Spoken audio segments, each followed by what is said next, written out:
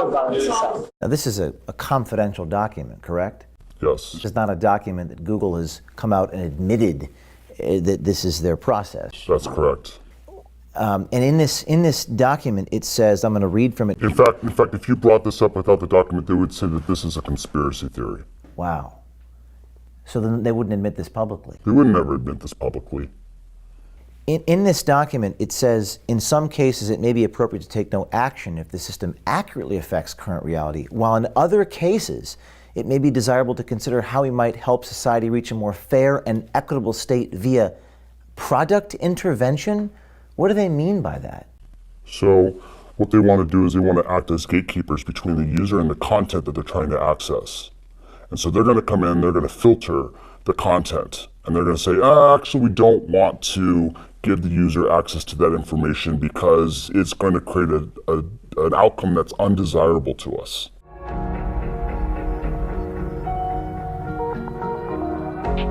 So this was an internal-only Google document, which says the goal is to establish, quote, a single point of truth for definition of news across Google products, unquote. What does this mean? When they mean single point of truth, what they mean is alignment with the narrative.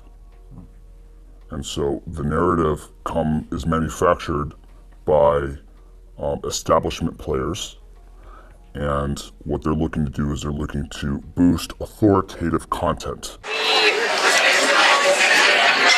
Accusations on around the fairness is that we're unfair to conservatives because we are choosing what we define as credible news sources, and those news sources don't necessarily overlap with conservative sources, and so we're getting accusations of fair from one side. Does Google have an editorial agenda? Does the company make news decisions? Is that what I'm seeing in this document? Yes. This is describing what's happening with Google News. Would Google have a problem if people saw this document? Yeah, I think so.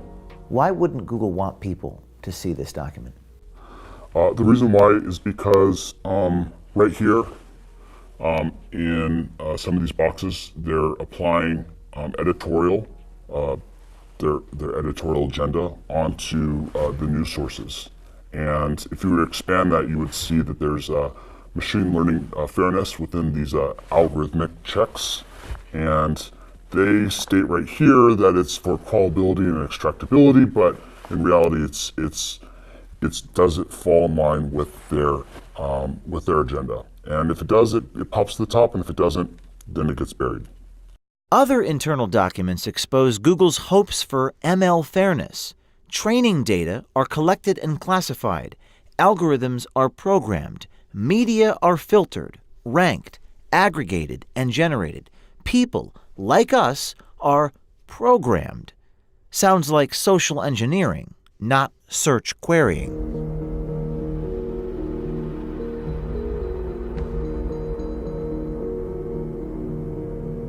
Google's power has become a political issue, with politicians on both sides of the aisle debating whether antitrust legislation or other regulations and controls are in order. We got called in front of Congress multiple times, and we've not shown up because we were like, we just know they're going to just attack us. It's like, we're not going to change our response, we're not going to change our mind. There's no point in just sitting there being attacked for something that we know we're not going to change. Like, they can pressure us, but we're not changing. But we also have to be aware of what they're doing and what they're accusing us of. Like I said, like, they could just, like Elizabeth Warren, even I love her, but she's also saying, like, you just have to break up Google and that will solve everything. You have to what? Elizabeth Warren is saying that we should break up Google. And, like, I love her, but she's very misguided. Like, that will not make it better. It'll make it worse, because now all these smaller companies who don't have the same resources that we do will be charged with preventing the next Trump situation. It's like a small company cannot do. And it's like The White House won't play a role in making things more fair, so people are holding us accountable to fill in the gap of what people. Right now, there's a lot of chatter in Washington, D.C., antitrust discussions and legislation being mentioned about breaking up Google. How do your bosses or the people that you work with inside of Google feel about that? For the most part, they're ignoring it. To them, it's not even happening. They don't see it as a real threat because it's something that's already happened before and passed. She just said what Google's really thinking, and they won't say in public. But she just said, you know, what a lot of us see and know to be true. And you guys just got her, and she just said the truth. They're not an objective piece. They're not an objective source of information. They are a highly biased political machine that is bent on never letting somebody like Donald Trump come to power again.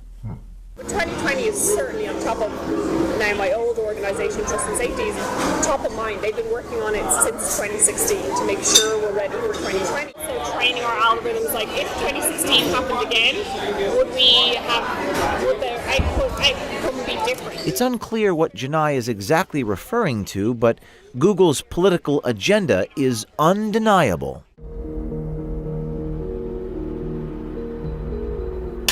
What are some other things I can type here? Hillary Clinton's emails are, it doesn't even give you a result. Google is suggesting that people do not search for this term. Is that correct? That's what they're saying. It's not even worth returning any results. But people do search for this. Absolutely, and you can tell that because you can cross-reference some of their other services that prove that people are. If you want to get an example, go to trends.google.com. Okay, I'll do that right now. Trends.google.com. And shall I? Hillary Clinton's emails, yes.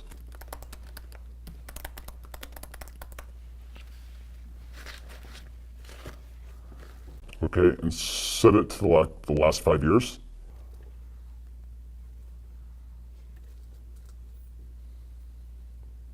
Seems like we had a spike in October of 2016. It says 100. I guess is that 100? It's all relative. So in order to get an idea of the relative importance of this, you're going to want to compare it against another search term. Let's type in Donald Trump's emails. Okay. Show me what I'm looking at here. So what we see right here is relative to the search term of Hillary Clinton's emails, Donald Trump's emails has no search traffic. No search traffic. Now let's go back to google.com and search for Donald Trump's emails, and it should show us no autocomplete because according to Google, no one searches for it compared to Hillary Clinton's emails. But it does. It gives us a whole bunch of different examples for autocomplete. So fewer people search for this and it autocompletes, and everyone searches for Hillary Clinton's email and it doesn't. That's right. What's the explanation?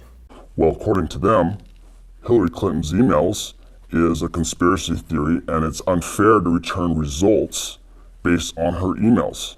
And so